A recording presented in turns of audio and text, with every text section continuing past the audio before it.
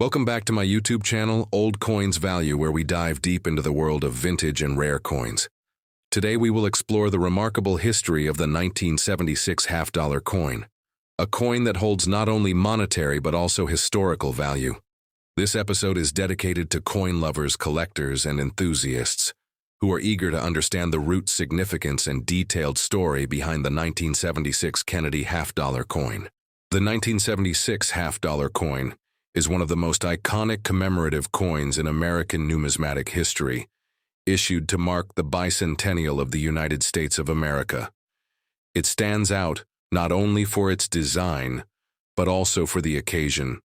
It honors this coin was part of a special release by the United States Mint in honor of the 200th anniversary of the signing of the Declaration of Independence, which took place in 1776. The U.S. Mint made special designs for the $quarter-dollar, half-dollar, and $1 coins, specifically for the Bicentennial celebration.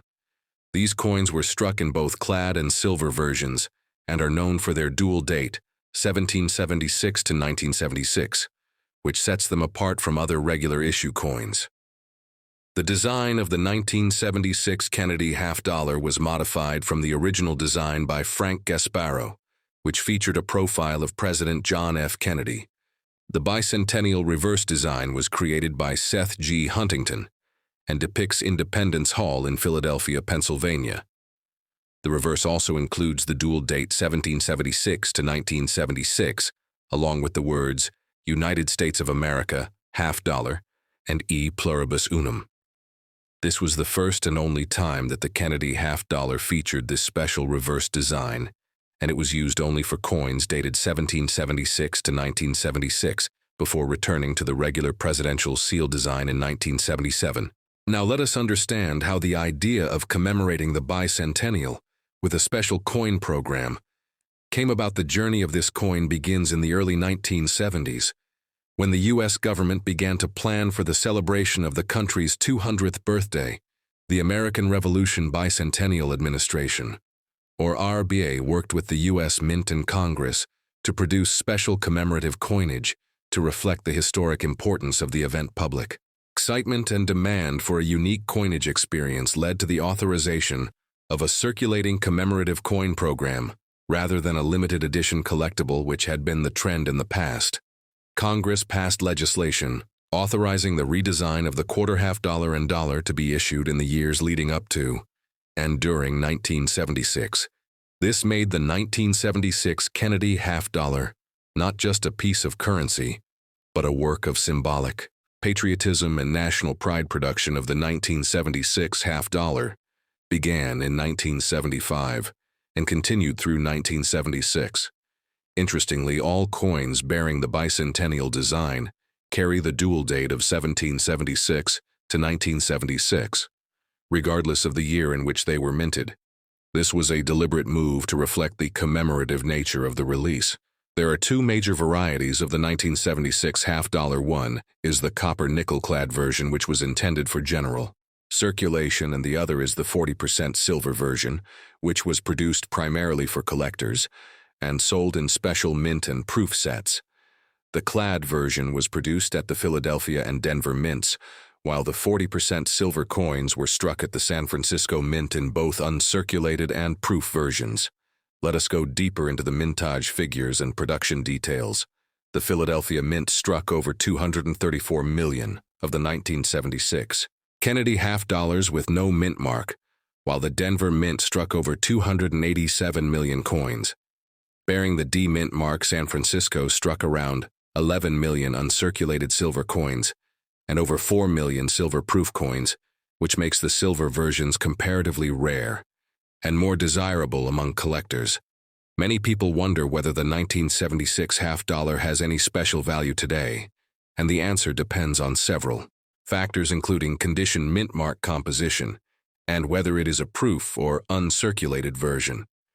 Circulated copper-nickel examples are very common and are usually worth face value or slightly more.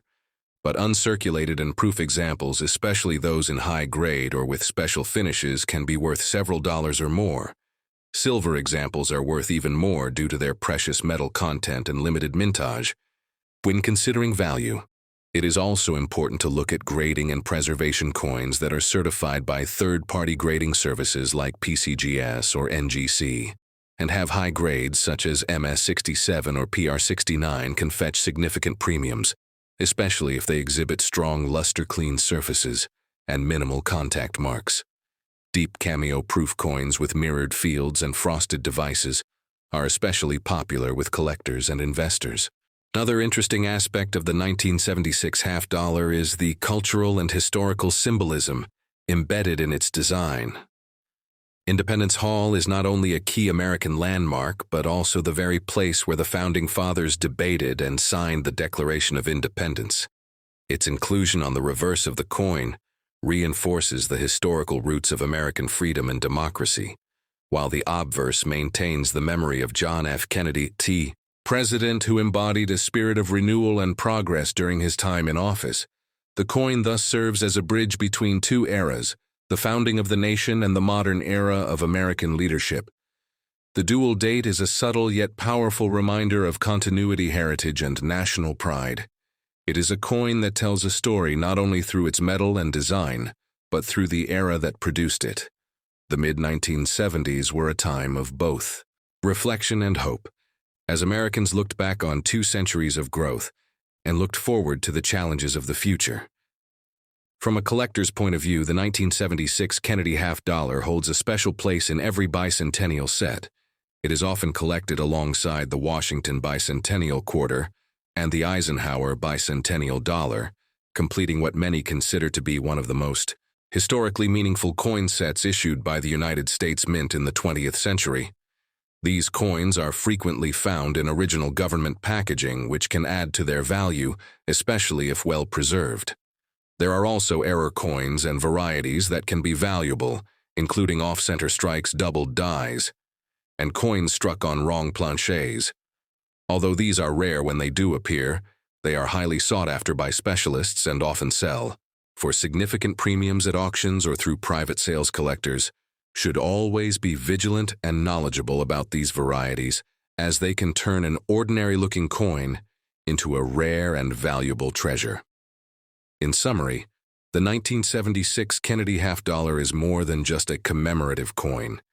It is a symbol of national identity, a piece of American artistry, a collector's favorite, and a historical document in metal. It captures a pivotal moment in the nation's timeline, the 200th birthday of the United States, and celebrates it with dignity, beauty, and lasting value for collectors, investors, and historians alike. It is a coin worth knowing and a coin worth preserving. As we continue this deep dive, we will now explore how these coins are evaluated, graded, bought, and sold in today's coin market. We will also take a closer look at auction records, notable collections, and interviews with numismatists who have dedicated their lives to the study of commemorative coinage. Stay with me as we explore even more details about the incredible story of the 1976 half-dollar coin. Let us now shift our focus to how the Kennedy half dollar evolved before and after 1976. The first Kennedy half dollar was minted in 1964 following the assassination of President Kennedy in 1963, designed by Gilroy Roberts and Frank Gasparo. It quickly became a cherished national symbol in 1964. The coin was struck in 90% silver, but in subsequent years silver content was reduced and eventually removed from general circulation coins. The 1976 silver version marked one of the last times a Kennedy half dollar was produced with significant silver content intended for public sale, though not for wide circulation. From 1971 to present, the Kennedy half dollar has undergone many changes in finish, mintage, and popularity, but none match the national scale and celebratory aura of the 1976 issue. This coin remains a highlight in U.S. coinage history and continues to attract new generations of collectors around the world. Stay tuned as we uncover even more about the legacy, design changes, cultural significance, and current market trends surrounding the 1976 half-dollar coin. In the second half of this special episode, we will cover grading tips, packaging history, investment strategies, and real interviews from top collectors and appraisers across the coin collecting community.